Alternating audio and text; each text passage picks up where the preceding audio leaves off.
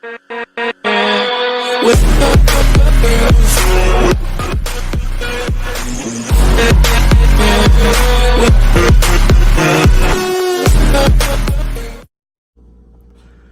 guys, Nash here with another car project. So I'm working on the rear end of the 2008 Ford Taurus Limited. We wanted to change the strut mounts out. We got the full assemblies. So I haven't seen a whole lot of videos on how to get the full strut mounts out. So last night we started on this project, had some trials and errors and some mishaps. So what I'm gonna go through right now is just kind of show you what I've done so far to enable to get this whole strut mount out. It does require some tools, maybe not specialty tools, but some extra tools that not everyone would have. I have access to torches and stuff like that, so it made the job easy. We actually ran out of acetylene, so we didn't have a torch last night until just this morning. So I'm gonna quickly just kind of go through what I've done so far. I've already got both sides apart for the most part, because as we were contemplating what to do, getting a bolt out on the driver's side, I went to the passenger side and started it. So without further ado, I will show you what we've taken apart so far. So to start out, obviously we took the tire off, took the brake caliper and bracket off. You see I've hung the brake caliper there. And then one of the things I did last night too is I put a new wheel hub assembly in there. So we got that off. Obviously the rotor and the little screw in the rotor, don't forget that. It's a star bit. Well, not really a star bit, it's one of those external T bits. So we took off the front control arm, which was pretty easy to get off. Then I'll take you under the car now.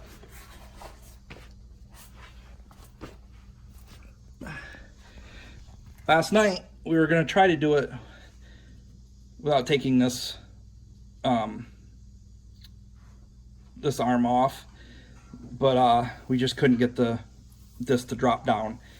Get the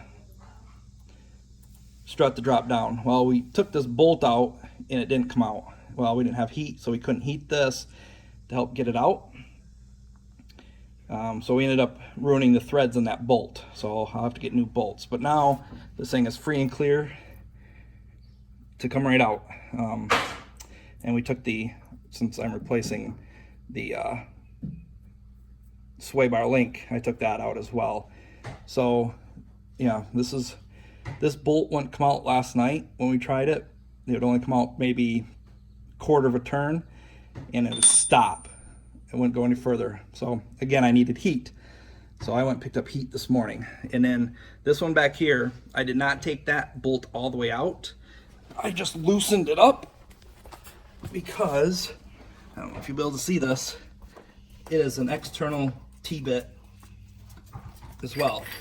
I ended up putting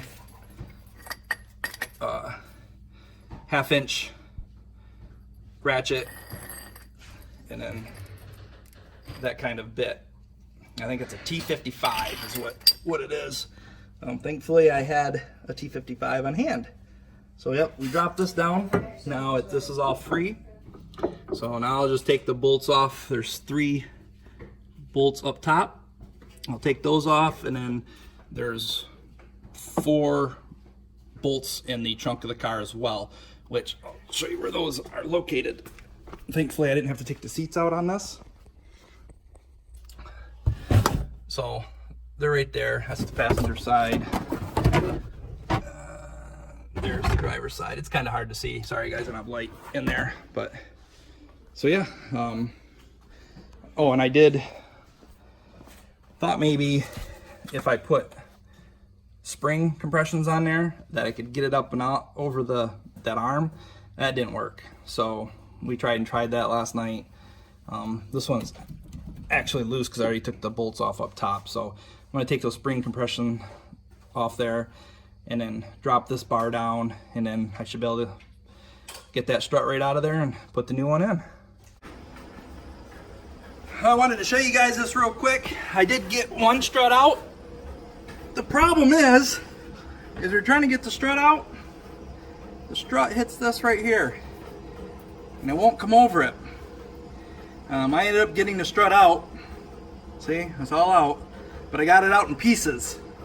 I got it out with a welding, or not a welding torch, but a torch. Got it really hot, melted some of the steel on the strut head, banged on it, and all that good stuff, and finally got it out. Unfortunately, and then the other part is this right here. The other side of that strut comes out and hits this. Well, that new strut's not going in. The whole amount's not going in. So after evaluating this, I think the only way to do it is to take this bolt out, that bolt out, and then the two on the other side. And I believe that's all there is to this rear frame. And as you can see, I have a jack underneath it. I'm going to slowly lower the frame of the rear end here, just so I can get this strut in and get the other one out. Well, we'll see how it goes. I'll let you know when I'm done. Let's check this out here. So, I did drop this back frame down, and as you can see, I got plenty of room now to get that out of there. Now, I did not have to take off everything I took off on the other side, because I took this off on the other side. And now that I dropped that frame, I didn't need to take that off. So, lesson learned. And I did take this bolt out, so I give me more room to take this out. So as you can see how far I dropped that frame. I mean, that's the width of my hand. I dropped the frame just to get that beast down. So if you don't have heating torches, a garage with a bunch of jack stands and a couple jacks, I guess your best bet is just to change the spring and the strut. I don't know how you'd get to the mount, because it's not accessible since the mount is up inside there. And if that goes bad, then you're probably better off paying someone to do it. So, oh, and another thing, I took off the brake line, so when I dropped it, I didn't break any brake lines. So let me get this out and try to get them back in. After about 3 days of working on this 08 Taurus rear struts, we finally got them back up and in there, and got the cradle all realigned. Now, if I had to change anything for the next time I do this, I don't think I'd take all 4 bolts out and let the cradle drop onto our jack stands and our jack. I think next time, if I were to do this, and maybe my suggestion to you guys, if you drop the cradle, is take one bolt out, and see, the bolts are kind of long.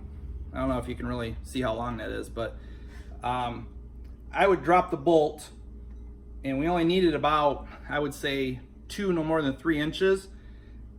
I would start with maybe 2 inches, just exposing 2 inches of the bolt, and then do that to all 4 of them, so the cradle drops onto the bolts instead of the jack stands.